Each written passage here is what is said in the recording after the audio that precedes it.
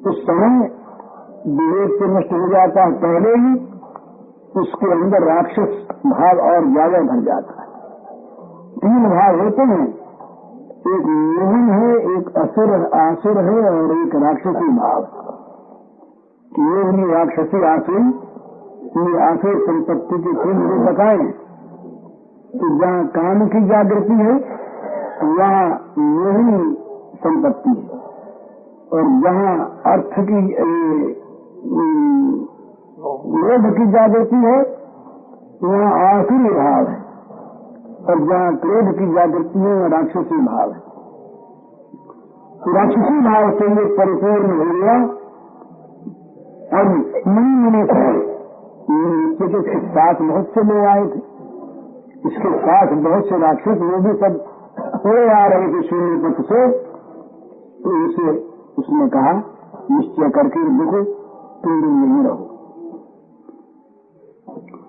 और अब बस मैं नीचे कहता हूँ, और जो ही मैं नंद पुत्र का विनाश करूं तो तुम लोग तुरंत दौड़ के जाना।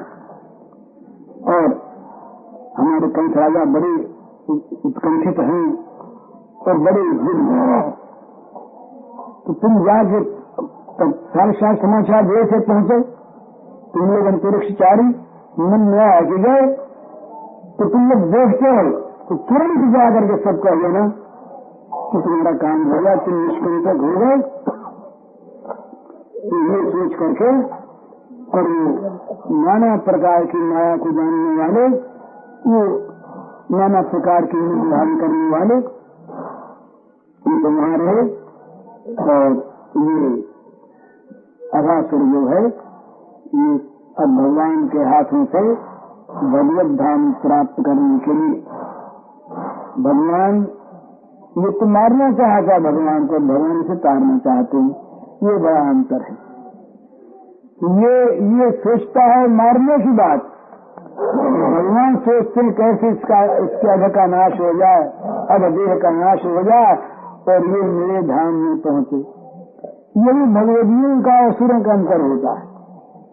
असुरों के जो अनुयायी होते हैं, जो अघासुर के साथ आए आकाश में बैठे, वो सब चाहते हैं कि जल्दी से जल्दी श्री कृष्ण का निधन हो जाए। और संत लोग क्या चाहते हैं, भगवान के प्रेमी भक्त, कि सारे के सारे जो दुर्वृत्त हैं, दुष्ट हैं, ये सब विशुद्ध होकर के भगवत चरणारविंद का प्रेम प्राप्त करने। ये अंतर क्यों अंतर है कि उनके भगवान का यही मन है कि सबका उद्धार हो, और इनके मालिक का यही मन है कि सबका नाश हो। इस प्रकार नाश होने की कामना वाले ये ऊपर रहे, और अघासुर अपने इस अघ शरीर के विनाश के द्वारा भगवान के मंगल में, भगवान की इच्छा अनुसार भगवत धाम की प्राप्ति के लिए ये थोड़ी दूर पर भगवान के ये नीचे उतरा। हरि ओम तत्सत।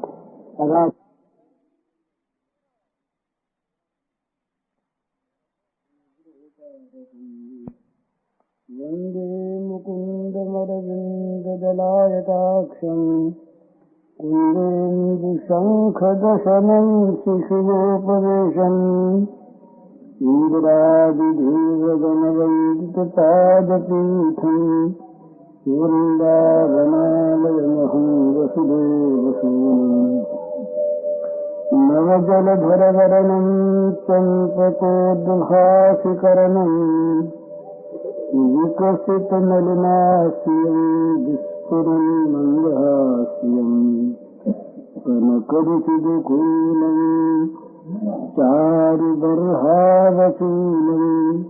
कनकनिखिलसारं नवं गोपीकुमारम् वंशीविभूषितकरान्नवनीरदाभात् पीताम्बराधरुबिन्दफलाधरोष्ठात् पूर्णेन सुन्दरमुखादरविन्दनेत्रात् कृष्णात् परं किमपि तत्त्वमहं न जाने।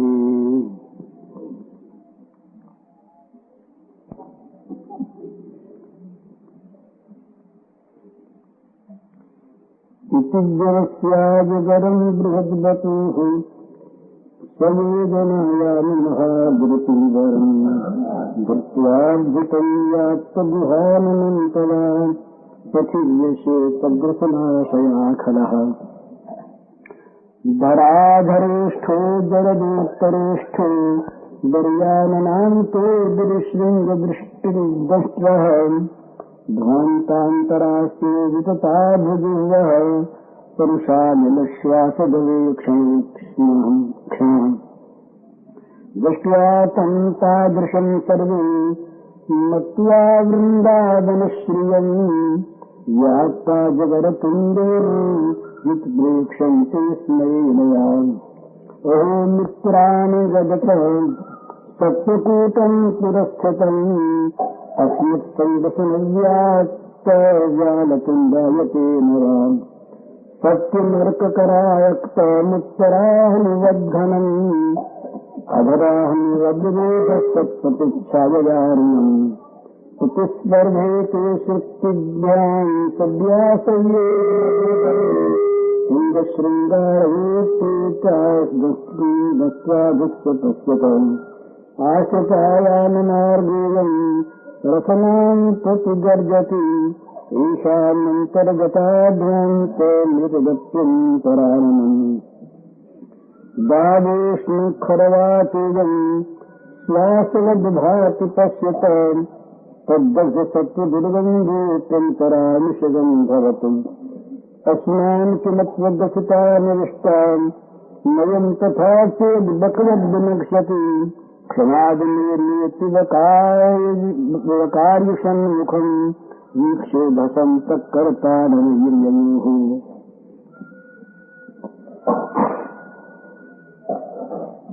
मन में बड़ी बुरी नियत करके अगासुर नीचे उतरा। उससे यहाँ दौड़ लग रही थी। ये बच्चों के साथ श्री कृष्ण दौड़ रहे थे तो और दौड़ में बार बार हार रहे। कौन छुए पहले तो श्री कृष्ण तो छू नहीं सकते, हार जाते और बच्चे सब जीत रहे। बार बार एक बार हार गया फिर बोले अच्छी चलो थे, दोबारा दूसरा बच्चा जीत गया, ये हार गए। इस प्रकार भावत बन अमीजन बरसे ते राजा से प्रथम ही परसे बोले जो पहले छूने वो राजा। बन शोभा को लखनहित कृष्ण वीर जब जात तब सब बालक दौड़ कर प्रथम प्रथम होता। हम पहले हम पहले हम आगे हम आगे। इस प्रकार श्री कृष्ण को हराने की योजना बनी और तमाम बालक ही जीत रहे। तो दौड़ते सब बुर्द में कौन से दौड़ता है, ये कन्हैया दौड़ता है कि हम दौड़ते, ये बहुत माखन खाता है, मोटा उछला दौड़ा नहीं जाता इससे। ये पीछे रह गए कृष्ण तरस्वी किन्ने हो वयम वा जानी तभू भ्रातर इत्तीय धावंत यते त्वरयापियांतम श्री कृष्ण महाराजति चक्रमुष्टम। हार रहे बेचारे, श्रुतियां संकेत करती हैं कि परमेश्वर अचल है और ये भी कहती है कि मन से भी तीव्र गति है, चलती भी नहीं और सबसे आगे उन्हें जो देखकर मन से यह सबसे आगे बढ़ जाते हैं। तो इनका अतिक्रमण कौन करे? पर आज इनका ये दौड़ना भी, अचल का अचल होना और नित्य जित का पराजित होना, ये बहुत बड़ा चमत्कार है। ये मधुर लीला विहार जो है इनका, बस यही ऐसा कर रहा है। तो अब लीला शक्ति की बड़ी अद्भुत प्रेरणा है। जो बच्चे कभी श्री कृष्ण को छोड़ करके दूर जाते नहीं, क्षण भर में जो व्याकुल हो जाते हैं, वही आज लीला शक्ति की प्रेरणा से जिधर ये बैठा था आकर अजगर ये इसी तरफ में जाने लगे। बोले अब श्री कृष्ण को याद नहीं करते हैं। बोले अब वन की शोभा देखनी है, ये तो जाता नहीं, खड़ा है और अपने चलो देख आए। तो वन की शोभा देखने के लिए ये सब के सब श्री कृष्ण को पीछे छोड़कर आगे दौड़ने लगे। अब ये सब उनकी लीला शक्ति की प्रेरणा है, नहीं तो ये बच्चे कभी क्षण भर के लिए भी छोड़कर अलग नहीं होना चाहते। आज सब श्री कृष्ण को पीछे छोड़कर और ये धीरे धीरे अजगर की ओर जाने लगे और ये पीछे रह गए। जानकर ही रहे पीछे, क्योंकि लीला करनी है। तो इसने क्या किया, इसने सोचा कि अब उनको छल करना चाहिए, सीधे जाना तो ठीक नहीं। तो इसने बनाया अजगर का वेश। अजगर तो था ही, सांप हो गया, जैसे कोई सांप हुआ था, ये कथा आती है। ये अष्टावक्र मुनि के शाप से ये राक्षस रहा, ये सांप हो गया था। तो ये तब ये माया भी था कि सांप रहते हुए भी ये बुद्ध रूप धारण कर लेता। ये पहले शंखासुर का पुत्र था ये, और बड़ा सुंदर था, दैत्य होने पर भी परम सुंदर था ये। और अपने रूप के सौंदर्य के गर्भ में ये अंधा रहता था। अलग अलग गर्भ होते हैं, धन गर्भ, विद्या गर्भ, रूप गर्भ, बल गर्भ। ये था रूप मद में उद्धत। तो अष्टावक्र मुनि उनके 8 जगह टेढ़ रही, शरीर में 8 जगह से वो टेढ़े रहे। तो एक दिन उधर जा निकला तो इसको तो रूप का अभिमान और वो कुरूप, तो उनको देख करके ये हंस पड़ा। तो और बार बार हंसने लगा। मुनि बहुत भीड़ धाये रहे, कुछ बोले नहीं, इधर ध्यान ही नहीं। पर भगवान की लीला, बोले देखो ना ये कैसा बदसूरत है, 8 जगह से टेढ़ा, ठीक चलता भी नहीं और ज्ञानी बना फिरता है। लोग भी मूर्ख इसको हाथ जोड़ते हैं बदसूरत को। इस प्रकार वो सुनाकर बार बार व्यंग करने लगा। तो मुनि के ध्यान में बात आ गई। अब किसी प्रकार संग हो गया ना, भगवान का दर्शन होना चाहिए इसको, बीच में थोड़ा सा तप करवा कर। तो मुनि को क्रोध आ गया।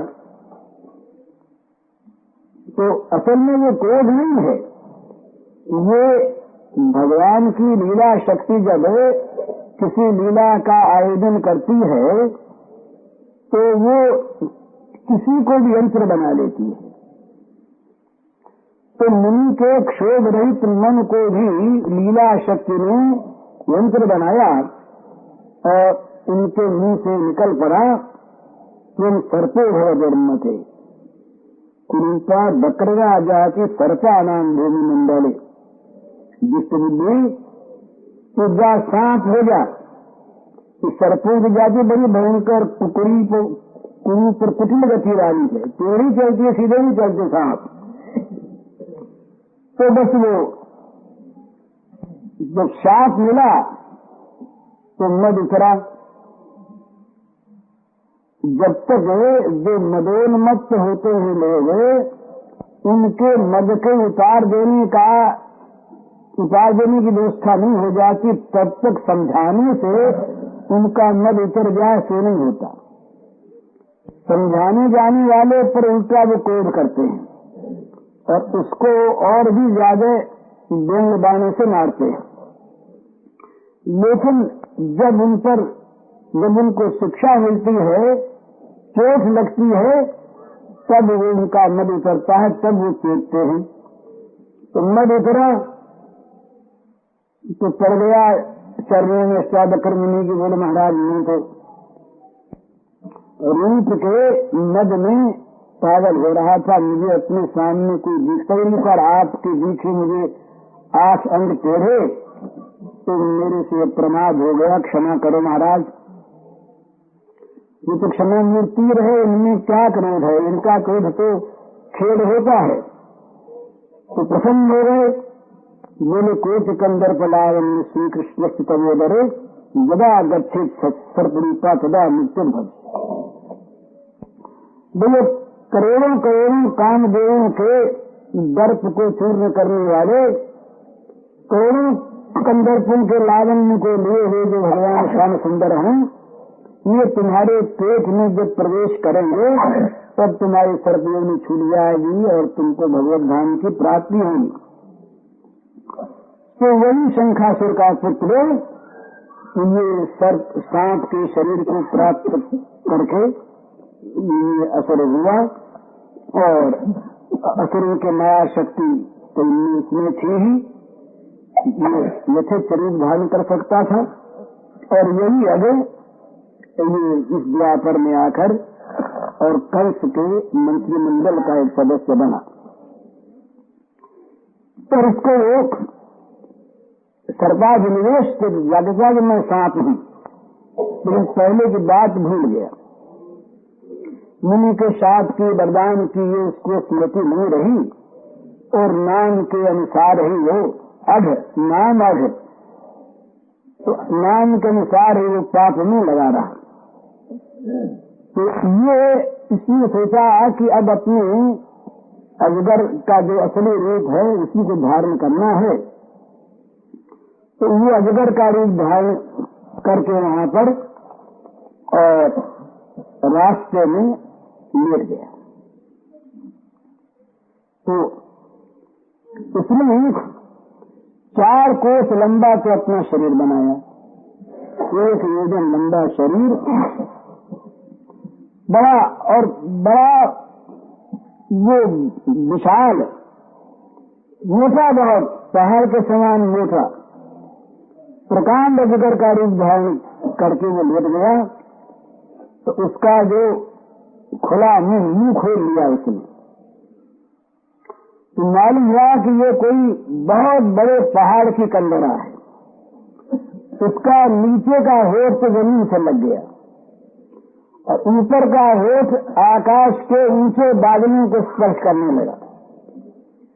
उसके जबाड़े जो हैं ये पर्वत की कंदरा से बन गए, और दांत मानो ये पहाड़ी के सिंह पर्वत श्रृंग से मालूम होने लगे, और मुंह में अंधेरा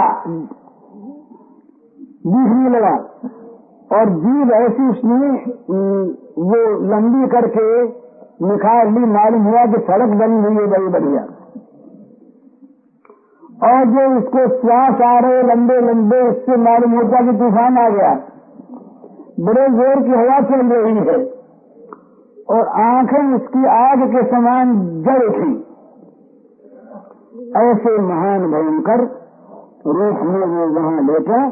उसका बस उद्देश्य यही कि ये बच्चे मेरी तरफ आए, और उनके साथ साथ बच्चों की तो बात गौण रूप से, ये कन्हैया सांवला सांवला, ये मेरी बहन को मारने वाला और मेरे भाई को मारने वाला, दुष्टार्भकान कृष्ण मुखानघासुर कंसान शिष्ट बकी बका निज अयम तुम्हें सोदर नाश कर्तव्य द्वयोर ममैनम सबल मनुष्य। ये मेरे भाई को मेरी बहन को मारने वाले, इनको मैं अब आज नष्ट करूंगा। इस प्रकार वो सो गया। तो इन निश्चय कवि सो सुरहंता भये महादप सर्प तुरंता हर कह असन हेतु मत मंदा अद्भुत दप सब दुख की कंदा जोजन भर तन पुष्ट कठोरा गिर सम तुंग भयानक घोरा मुख जन गुहा समान पसारा भूतल अधर एक तुन डारा उत्तर अधर जरद सुन लागा दाढ़ मनु गिर श्रृंग दुर्भागा, भीतर अंधकार अति भारी, रसना मनु पंथ अनुहारी, नयन हुतासन कुंड प्रेरत दुष्ट है, छालत श्वास प्रचंड महाबल पुष्ट है। अब ये खेलते खेलते उसी तरह तो वन की शोभा निहार रहे थे ना, तो इनको दिखा दृष्टिया तादृशम सर्वे मत्वा वृंदावन श्रेयम। इन्होंने सोचा कि ये भी एक वन की शोभा है, बड़ी भारी, देखो ना शोभा। अब वो छल रहित तो शिशु, उनके मन में छल कपट माया है नहीं, तो बघासुर के मन में क्या छल था ये तो इनको छू नहीं रहा। इन्हें तो देखा ये वृंदावन की शोभा है। देख अघासुर में तो मानो ब्रज शोभा नहीं, अजगर तुंग कुरूप महाभयंकर काल सम। ये निष्पाप सब सरल हृदय के बालक, उन्होंने परीक्षा शुरू की। अब ये इनके मन में शोभा है, ये वृंदावन की शोभा है। अब वो भगवान की लीला शक्तियां सुनते, उसने सारा उल्टा कर दिया। मैंने सांप सांप दिखा जरूर, तो इसलिए को गुमान बना दिया यहाँ पर।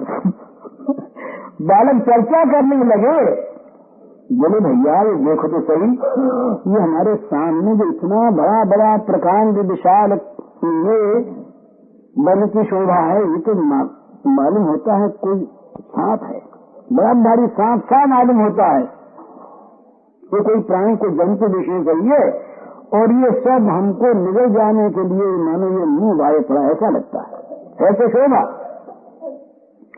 तो दूसरे बाल को महाबल यही तो बात है, भैया तुम तो सच कह रहे हो ना। देखो ये सूर्य की किरणों से लाल लाल जो बादल हो गए हैं, तो ठीक ठीक ये मालूम होता है कि ये अजगर का ऊपर का होठ से मालूम होता है। और ये लाल मेघों की जो छाया पड़ी जमीन पर, तो जमीन जो लाल लाल मालूम होती है, ये मानो इस अजगर का नीचे का होठ है। अब उल्टी घुमा दे रहे हैं, और ये देखो इसके बाएं और दाहिने जो ये बाएं और दाहिने जो कंदराएं हैं, ये मालूम होता है मानो सांप के जबड़े हैं। और ये देखो ना, ये इस पहाड़ पर देखो कैसे सुंदर सुंदर ये सफेद सफेद ऊंची ऊंची ये जो इनकी चोटियां सब पंक्ति बंध, ये सब बड़े सुंदर लग रहे हैं। ये मालूम होता है अजगर के दांत से लगते हैं। फिर आ गई, और ये देखो ये सामने जो बड़ा लंबा चौड़ा रास्ता है, सड़क बनी हुई है बड़े सुंदर, ये मालूम ऐसा होता है कि मानो अजगर की जीभ हो। और ये अंदर जो ये पहाड़ के अंदर जो अंधेरा होता है नीचे छाया हुआ, ये मालूम होता है कि मानो अजगर के मुंह का भीतर का भाग सोना भाग है। अरे बोले देखो ये जो आग के समान और गरम गरम और बड़ी ये खरखरी हवा जो आ रही है इस पहाड़ से, ये मालूम होता है कि मानो अजगर की श्वास प्रश्वास ऐसा मालूम होता है। और ये वन में आग लगी ना, पूरी शोभा ही बन की आग लगने से जो जीव जंतु बन के सब जले, तो उसकी जो गंध आ रही है दुर्गंध, उससे मालूम होता है कि ये मानो सांप के पेट की गंध आती है। इस प्रकार अहे मित्र देखो आई, अहे जंतु को कहे गिर भाई, ये बाहर है।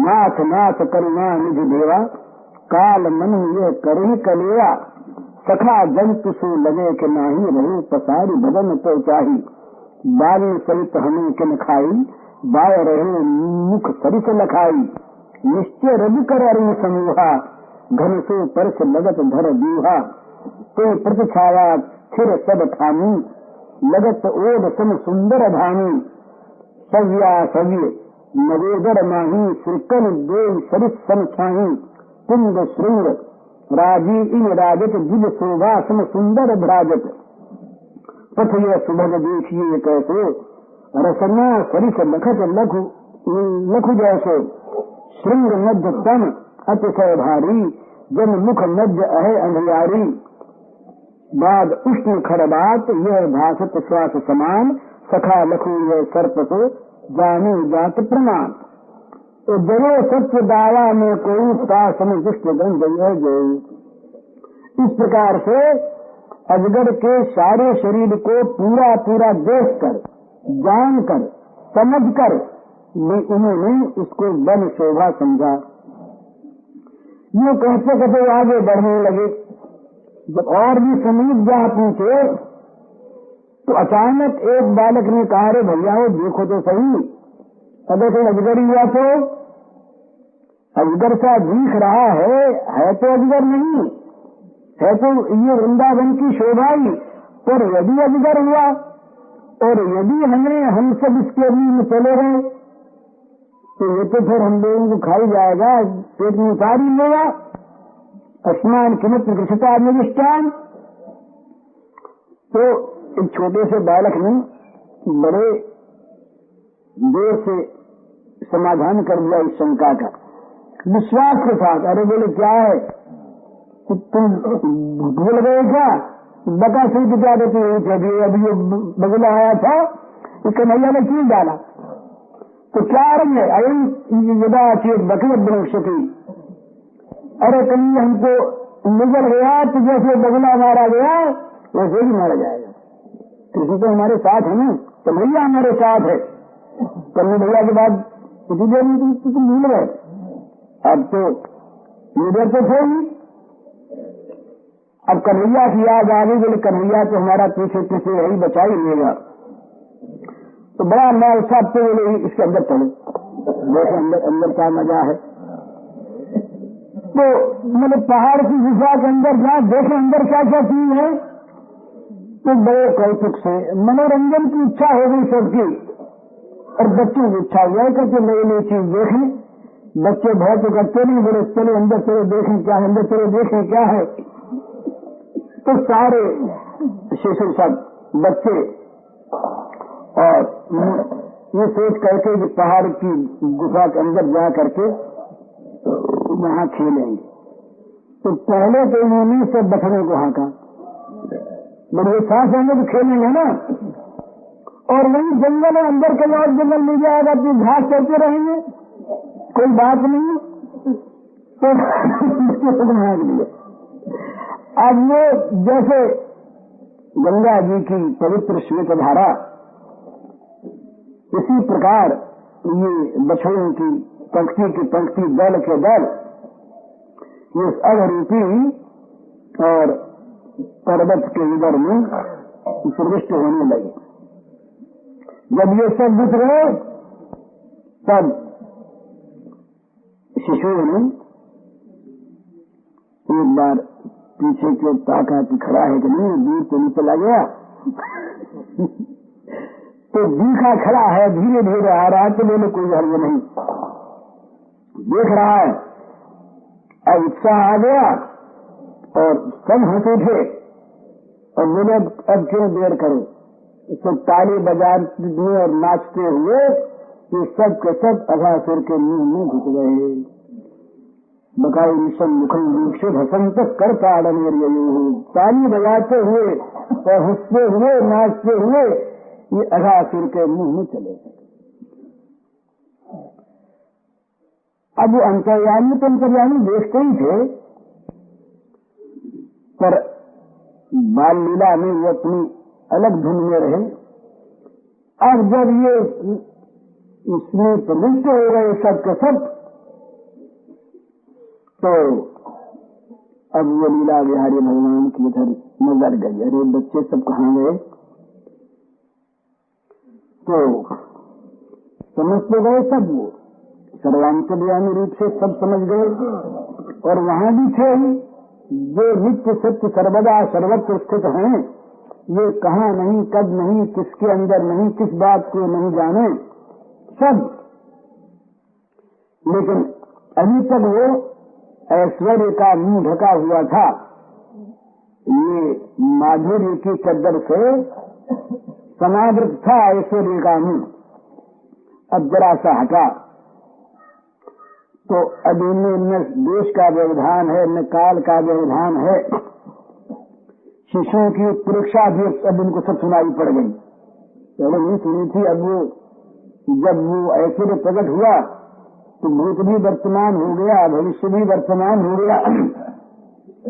सारी बातें सुन ली और ये भी जान लिया कि बच्चे सब के सब ये भ्रम में पढ़कर अजगर के मुंह में गए। उन्होंने शोभा माना वृंदावन की। तो अब वो ऐश्वर्य आ गया, फिर माधुरी की लीला फिर चली। भगवान ने सोचा कि अब क्या करें, अब क्या करें, ये तो बड़ी आफत हो गई, बच्चे सब अंदर से चले गए, कैसे निकालें। तो जाते देखो उन्होंने जब घुस रहे थे तो उन्होंने देखा था तो कहा मादिशत वो ग्यारह थी। अरे साथ मत घुसना अंदर, पर वो कौन सुनता। तावत दृष्टिया तो अंतरम घुस गए सब उसके अंदर गए। तो अब उनकी पुकार कौन सुनता। तो अघासुर ने क्या किया कि अभी इन सबको निगल के मुंह बंद नहीं किया। उसका तो उद्देश्य दूसरा। इसने सोचा कि मैं जिसको मारने के लिए आया वो तो भी बाहर ही है और वो तो अभी देख रहा है और देख नहीं रहा है, सोच रहा है। मन में उसके आया, श्री कृष्ण के मन में आया कि देखो ना, ये सब तो मेरे ही आश्रय हैं। और वो बच्चे की बात उनके कान में मानो गूंजने लगी कि क्या है अंदर के मुंह में चले जाएंगे तो कन्हैया खड़ा है ना पीछे, बकासुर वाली दशा इसकी होगी। तो श्याम सुंदर ने सोचा कि ये दीन गोप बालक ये क्या मेरे द्वारा सुरक्षित नहीं रहेंगे, ये क्या मेरे संरक्षण के बाहर जा करके और सांप के पेट की विष की आग से जल जाएंगे। चिंता करने लगे कि कैसे इनको बचाएं, क्या करें। अखिल लोग को भय नाशक जोई, लख बालक विस्मय कर सोई, दैव प्रबल गति कह यदि निंदा, निज जन स्रोत कर सुख कंदा। फिर वो माधुरी आया। अब भय हो गया उनको कि कैसे बचेंगे, ये चिंता हो गई मन में। जठरा नल को ग्रास भय बाल बछरा सकन, यह विचार चित तास करुणा कर जानो अहित। क्या करें, कैसे करें। अब ये कितना मधुर भाव है। जो सत्य संकल्प है, जिनके जिनमें मनोराज्य नहीं, किसी संकल्प का उदय होते ही संकल्प पूर्ण हो जाता है, सत्य संकल्प है। वो भगवान संकल्प विकल्प नहीं करे, क्या करें, कैसे बचाएं। बुद्धि अभी तक नीचे नहीं कर सकी। मन का काम है संकल्प विकल्प करना और चित्त का काम है संकल्पित विषय का चिंतन करना और बुद्धि का काम है निश्चय करके तदनुसार संचालन करना। तो अब इनके मन में अब संकल्प विकल्प उठ रहे हैं, जिनका मन जिनसे अलग नहीं, सत्स्वरूप। ये अब इस लीला माधुरी में कृत्रिम किमत्रा सखल से जीवनम नवानी शांत सताम विहिंसनम। अब क्या करें। अब अगर उसको मार दें, ऐसे ही बाहरी से मार दें तो तमाम बच्चे मर जाएंगे। तो ऐसा उपाय सोचें कि जिससे बच्चे तो कोई मरे नहीं और ये मर जाए। समस्या आ गई, समस्या सामने आ गई। अब कैसे क्या उपाय करें, क्या सोचें। कैसे क्या हो, संकल्प विकल्प करने लगे मन में। इतने में जरा सा ऐश्वर्य फिर आया। लीला शक्ति ने तो सब पहरे से ठीक कर ही रखा था। लीला शक्ति ने जरा सी अपनी झांकी दिखाई कि महाराज ये सब क्या हो चुका है ना आपका। तो बोले ठीक। अब मन में आ गया कि निश्चय हो गया बुद्धि में कि बस यही करना, अपने घुसो अंदर और घुस करके शरीर को बढ़ाओ। ये मर जाए तो बच्चों को बाहर निकाल लेंगे बस। तो द्वयम कथम साजित संविचिंतित जात्वा विशद तुंडमशी सुदृढ़ हरि ही कद विचार सर्वज्ञ सुजाना अहि मुख पैठे कृपा निधाना परम पुरुष भक्तन सुखदाता दीन बंधु शरणागत प्राता। घुस गए मुंह में, जहाँ मुंह में घुसे अब तो महाराज तमाम देवलोक और महरलोक और तपलोक और स्वर्गलोक हाहाकार मच गया। सब में हाहाकार मच गया कि न मालूम अब क्या होने वाला है। अब तो वो चले गए अंदर। तो घनच्छदा देवा भरभाहे चक्रुषु जरशरीर सुकंसाद्य करुणता स्वर्ग बांधवा।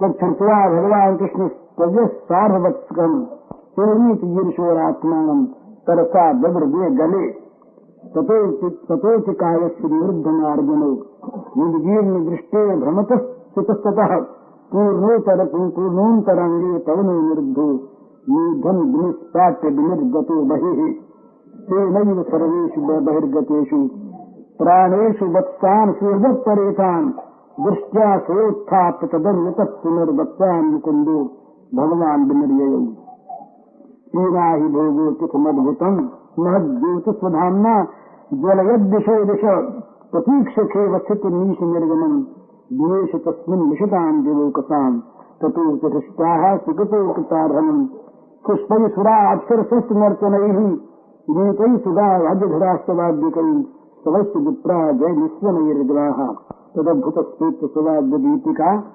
जयाजनैकोत्सव मंगल सुनाम श्रुत्वा सुधाम्नि तिज आगति चराज दृष्ट्वा महेशस्य जगाम विस्मयम्। देवलोक में हाहाकार मच गया और श्री कृष्ण चले गए। अब तो देवमंडल का विनाश निश्चित हो चुका। अरे सफल हो जाते तब तो जीत जाते। अब जब असफल हो गए तो अब तो ये कंस और कंस के साथी असुर हम लोगों को मारी डालेंगे। ये कहेंगे कि इन्हीं लोगों का ये किया हुआ सारा षड्यंत्र था। अब देवताओं की खूब खबर ली जाएगी। इधर सारा देवमंडल, सारा देव जगत, ऋषि जगत, मुनि जगत संत्रस्त हो गया और कंस के जो गुप्तचर थे वहां पर आकाशचारी और मनोगति वाले, उन्होंने देखा तत्काल पहुंच गए कंस के पास और जा करके बोले महाराज ये तो गया पेट में। हम बोला बोलना गया। अब तो तमाम जो कंस का राजमहल था वो आनंद से गूंज उठा। वर्षे कंसाद्या करुणता स्वद बांधवा। इधर तो देवताओं का आर्तनाद और उधर असुरों के आनंद ध्वन। बड़ा सब लोग नाचने गाने लगे, बोले आज उत्सव मनाओ। कंस ने कहा कि दरबार लगे। तो एक बूढ़ा था मन को, उसने कहा कि जरा थोड़ी देर ठहर जाओ, खबर तो आ जाने दो। वो अघासुर जब तक लौट आए तब तक उत्सव मत मनाओ। लेकिन कौन वहां तो बोले अच्छा मनाओ, पीछे विशेष उत्सव होगा, थोड़ा सा तो नया हो रही। तो उत्सव महीने लगा। अब ये अंतर्यामी भगवान और जिनके सामने, जिनके समीप कोई भी काल का व्यवधान नहीं भाई और देश का व्यवधान नहीं। यहाँ जो बात हो रही है ये वहां वाले नहीं सुन सकते। पर जो यहाँ भी है वहाँ भी है समान, तो यहाँ की भी सुनता है वहाँ की भी सुनता है, यहाँ की भी देखता है वहाँ की भी देखता। तो श्री कृष्ण थे तो उसके अंदर, तो उनको देवताओं की आर्त पुकार भी सुनाई दी, मुनियों का क्रंदन भी सुनाई दिया और असुरों की आनंद ध्वनि भी सुनाई दी। सुन दिया भगवान ने। अब वो भगवान क्या है? अजय है। भगवान अविनाशी है ना, अंदर जा करके कोई उनका विनाश हो जाए ये तो संभव नहीं। तो भगवान को अंदर जा करके भी विश्व की ज्वाला जो है वो उन्हें किसी प्रकार से भी प्रभावित नहीं कर सका। और बच्चे तो सब मूर्छित हो गए थे, मरे से हो रहे थे। अंदर जाकर विश्व की ज्वाला से पहले दुख हुआ उनको, फिर मृत्युवत हो गए। पर इनके जो श्रीअंग हैं ये अग्नि में भी वैसे शीतल शांत अक्षुण्ण बने हुए हैं, जरा सा भी कोई खरोंच भी नहीं लगी इनको। तो अब इनको बदलते कौन देर लगते दृश्य। मन में आया और वो काम हुआ। भगवान का संकल्प और भगवान के संकल्प की सिद्धि, इसमें काल का कोई व्यवधान नहीं होता। जहाँ संकल्प आया वहीं वो काम हो गया। तो उसने क्या किया कि अब अंदर ले करके सोचा, अब तो अंदर आ गया, अब तो दोनों होठों को मिलाकर मुंह बंद करने और आंख मूंद करके अंदर देखे, सब तो खत्म कर दे। अंदर ही अंदर विषय है ये खूब।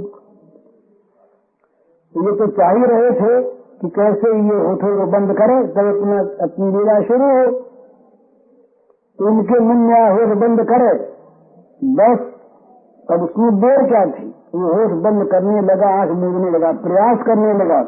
इतने में इन्होंने क्या किया कि बहाया अपने देह को नीचे उठे, नहीं गले में थे अभी। इतने जोर से इतना बहाया कि मैंने हजारों पर्वत साथ मिल गए हैं। उसका तो एक पहाड़ की कंदरा का सा ही गला था और हजारों पहाड़ों जैसा इनका शरीर बन गया, बहुत बढ़ गए। इसलिए बढ़े कि ये बढ़ करके इसका गला ही फट जाए। अरे कोई किसी छोटे छेद में